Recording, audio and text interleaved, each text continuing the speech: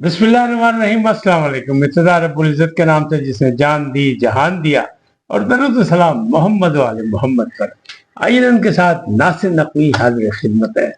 नासिर, इमरान खान मासूम और नवाज सादा आदमी है।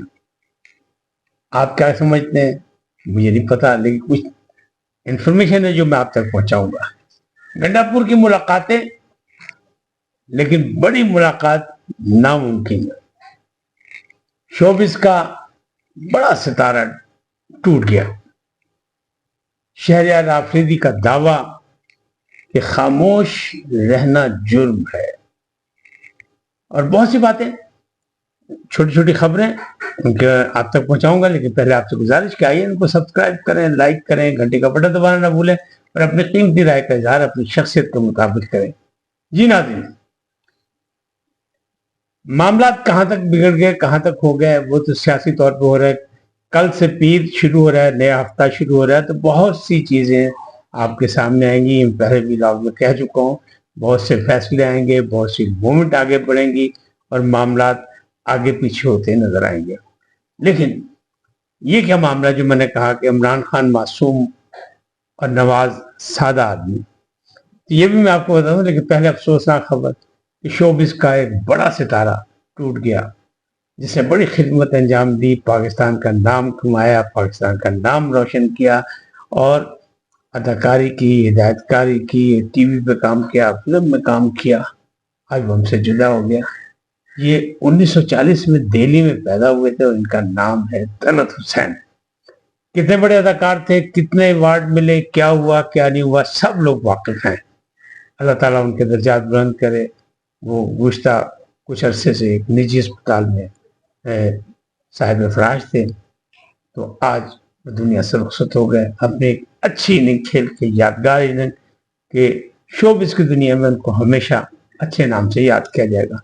कितने बड़े अदाकार थे, मैं ज़्यादा बातचीत इसलिए नहीं करना चाहता कि वो नामी गिरामी थे, सब जानते हैं, उनकी खिदमत फरामोश नहीं की जा सकती। लेकिन जब जनरल ज़ियाउल हक के दौर में सदारती अवार्ड का यानी फैसला किया गया, इब्तिदा की गई, और पहला प्राइड ऑफ परफॉर्मेंस दिया गया उज़्मा गिलानी को, तो वहां जो एक आवाज बुलंद हुई थी कि 3 बड़े अदाकारों की मौजूदगी में पहला प्राइड ऑफ परफॉर्मेंस उज़्मा गिलानी को मिलना कोई अच्छी बात नहीं, यानी अचंभे की बात है, अनहोनी है। तो वो उन 3 नामों में तलत हुसैन का नाम शामिल था। पहला नाम था मोहम्मद कवी खान का, दूसरा नाम था रूही बानो का, और तीसरा नाम था तलत हुसैन का। तो इससे आप खुद अंदाजा लगा लें। आज लोग कहते हैं हम प्राइड ऑफ परफॉर्मेंस फलाना, प्राइड ऑफ परफॉर्मेंस फलाने को फलाना अवार्ड फलाना, लेकिन जिस वक्त इस अवार्ड की इब्तिदा हुई उस वक्त भी तलत हुसैन इस फनी बुलंदियों पर थे कि उनका नाम उन 3 नामों में शामिल था। लेकिन बहरहाल कबीर खान ने बहुत अच्छी बात की थी कि चले किसी ने रवायत तो शुरू किया, आज उज़्मा को मिला तो कल किसी और को भी मिलेगा, और वही हुआ कि दूसरा अवार्ड कबीर खान को मिला था। बहरहाल अल्लाह उनके दर्जात बुलंद करे, उनकी मग़फ़िरत करे। उन्होंने शोबिस की दुनिया में बहुत काम किया और यादगार काम किया। अब बात करते हैं कि शहरयार आफरीदी का दावा है कि खामोश रहना जुर्म है। शहरयार आफरीदी वो हैं पीटीआई के वैसे कारकुन हैं जिन्होंने बहुत सी मुसीबतें बर्दाश्त की, जेल भी गए, और बड़ा कुरान उठा के उन्होंने राना सनाउल्लाह पर इल्ज़ाम भी लगाया था कि उनके गाड़ी से हीरोइन बरामद हुई जब वो मिनिस्टर थे।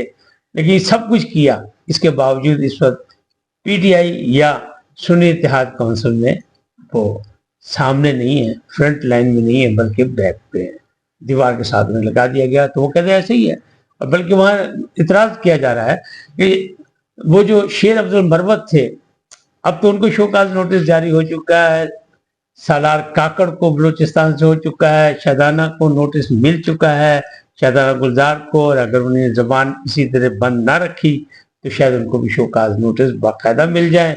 और ऐसे में तो शहरयार आफरीदी उनका नाम, अब शादाना का क्या था, शादाना यही कहती थी शेर अब्दुल मरवत और वो जो है जज बाबर सत्तार दोनों कानूनी फील्ड से ताल्लुक रखते हैं शोबे से, और मैं भी वकील हूँ, लिहाजा हमारे इनके ताल्लुकात और تو انہیں ان کے بارے میں بہت کچھ کہا تھا، لہٰذا وہ پارٹی چیئرمین کو اچھا نہیں لگا تو ان کے خلاف باتیں ہوئی.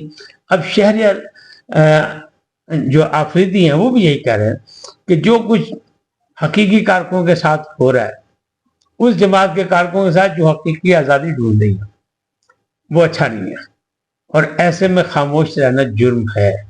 لیکن میں نے زبان بندی صرف عمران خان کے لیے کی ہے، عمران خان کا میں سپاہی ہوں اور عمران خان کی وجہ سے میں خاموش ہوں.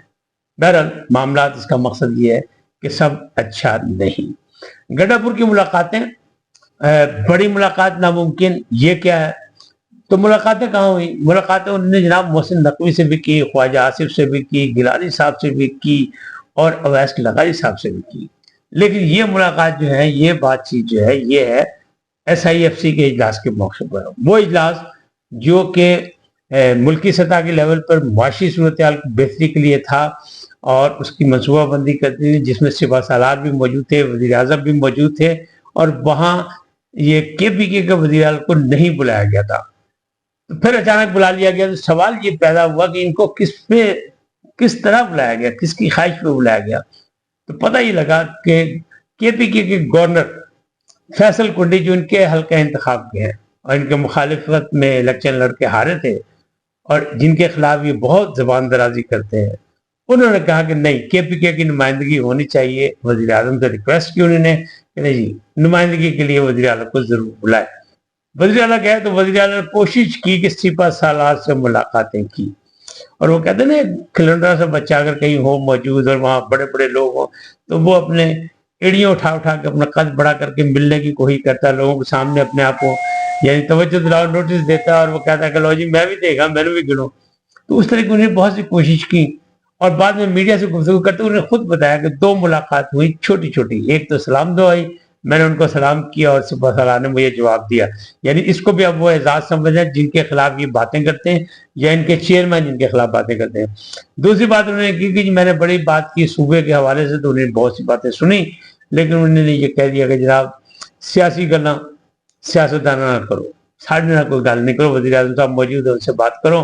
اور پھر وہی واقع جب انہوں نے بجلی کے بحران کی، لوڈ شیڈنگ کی بات کی، بجلی کی قیمتوں کی بات کی، تو انہوں نے کہا اویس لغاری صاحب سے ملے. تو بعد ازاں وہ گاڑی پکڑ کر وزارت داخلہ میں چلے گئے، محسن نقوی سے مل رہے، اور محسن نقوی صاحب اپنے کمرے میں بیٹھے رہے اور وہ اپنی گاڑی پہ گئے اور جا کے وہاں ملاقات کی. وہاں اویس لغاری صاحب بھی تھے اور ان سے یہ معاملات ہوا، اور انہوں نے کہا آپ کے مسائل حل کیے جائیں گے. لیکن یہ کہنا کہ قبضہ کر لیں گے، یا یہ جو آپ کے ایک ممبر اسمبلی نے جو کام دکھایا گریڈ اسٹیشن پہ، یہ بغاوت کے زمرے میں آتا ہے. یہ ممنوع علاقے ہیں، آئندہ اگر ایسی حرکت کی تو یہاں پہ رینجرز اور FC کے کارکن تعینات کیے جا سکتے ہیں. تو حد ادب، یعنی حدود میں رہیں اپنے، باقی آپ کے مسائل ہم حل کریں گے. بہت سے مطالبات کیے، انہیں کہا جناب اتنے 12 ارب روپے جو ہیں ہمیں وفاق سے مل رہے ہیں تو وہ دیے جائیں. یہ انہوں نے کہا جناب بجلی کے بل آپ کے ادا نہیں ہوتے، ان کا انتظام کریں، FIA کارروائی کر رہی ہے، ریکوری کر رہی ہے، آپ ان کا ساتھ دیں، پیسے ملیں گے آپ کو، ساتھ ساتھ پیسے ملتے جائیں گے، اور جو ہم مسائل حل کر سکیں گے وہ ہم ضرور کریں گے. اب سوالیہ نشان یہی ہے کہ شیر افضل مروت بھی ان لوگوں سے ملے تھے تو ان کو شوکاز نوٹس ہو گیا کہ جناب کیوں ملے. بہانہ کیا گیا سعودی عرب کے بیان کا، جبکہ وہ گائیڈڈ میزائل تھا، ان گائیڈڈ میزائل نہیں تھا. وہ کہنے والے کہتے ہیں کہ اڈیالہ جیل سے ان کو تاکید کی گئی تھی کہ جا کے یہ کہہ دو، انہوں نے کہہ دیا. لیکن اصل جو غصہ تھا وہ یہی تھا کہ خواجہ آصف سے ملے، ریانہ ڈار کے خلاف، ہم ان کے خلاف ہیں کہ انہوں نے ان کا مینڈیٹ چھینا ہے، ان کو زبردستی ہرایا. اسی طرح جو دوسری ملاقات ہونے کی، محسن نقوی جس کو بانی چیئرمین کہتے ہیں، جناب میرا سب سے بڑا دشمن یہ ہے، تو ان سے ملاقاتوں پر ہی انہیں شوکاز نوٹس ملا تھا. تو اب معاملہ یہ، لیکن دوسری طرف سوال یہ ہو رہا ہے پارٹی کے اندر، یہ شوکاز نوٹس دیا ہے عمر ایوب خان جو تحریک انصاف کے سیکرٹری جنرل ہیں، لیکن جناب وہ رکن قومی اسمبلی تو سنی اتحاد کونسل کے ہیں، تو اس کے سربراہ تو صاحبزادہ حامد رضا ہیں. پھر یہ کیا ہوا؟ اچھا، یہ سارے سوال جواب چل رہے ہیں، لیکن پہلی خبر کی طرف آتا ہوں میں. بات وہ جو میں نے آپ سے بات کی تھی کہ ملاقاتیں تو بہت ہوئی گڈھا پور کی، یعنی سب سے ہوئی، لیکن بڑی ملاقات ناممکن. کوشش کی اسٹیبلشمنٹ سے جو ہمارے خان صاحب ملاقات مذاکرات کرنا چاہتے اس کا وہ راستہ نکلا ہے، تو اس کو باقی چیزوں کا تو ان کو جواب مل گیا سوالات کا، لیکن اس معاملے پہ ان کو ملا جوابہ کہ نہیں، भाजी ए नहीं होना, जिथे करनी है गलबात उथे ही करो, यानी सियासी बात करें तो सियासतदानों से करें और हुकूमत से करें। ये तो हो गया मामला ठप। अब बात करते हैं इमरान खान मासूम और नवाज शरीफ सादा आदमी। मंसूर खान ने एक पॉडकास्ट किया और उसमें थे रोहेल असगर शेख, जो इस दफा इलेक्शन हार गए। और कहा मैं हार गया, बात खत्म, 7,000 वोट से हार गया, मैं हार गया, मेरी जो खिदमत है वो अपनी अवामी है, मेरी सियासत किसी और अंदाज की है, मैं किसी से कोई गिला नहीं, कोई शिकवा नहीं, मैं हार गया, मैं अपनी हार तस्लीम करता हूँ। लेकिन इमरान खान जो है वो मासूम आदमी है। 2-3 सवालों पे उन्होंने बड़ा दोहरा दोहरा के किया, लेकिन उन्होंने कहा नहीं वो मासूम आदमी, उसको पता ही नहीं कि क्या हो रहा है, वो हवा के घोड़े पे सवार है, उसको सियासत का नहीं पता, वो गैर सियासी आदमी। उन्हें साफ कह दिया कि ये तो गैर सियासी है। जबकि उन्होंने नवाज शरीफ के सवाल पर कहा कि नवाज शरीफ ज़िरक हैं, बड़े समझदार हैं और मुस्लिम लीग नून की असल कायद वही हैं और वोट बैंक भी उन्हीं का है। लेकिन वो बहुत सादा आदमी, बाज़ औक़ात वो बड़ी बड़ी बात अहम बड़ी सादगी से कर जाते हैं, शायद कुछ लोगों को पसंद ना आती हो, लेकिन वो कर जाते हैं। तो सादा आदमी है, तो उनकी भी नीयत पे आप शक ना करें।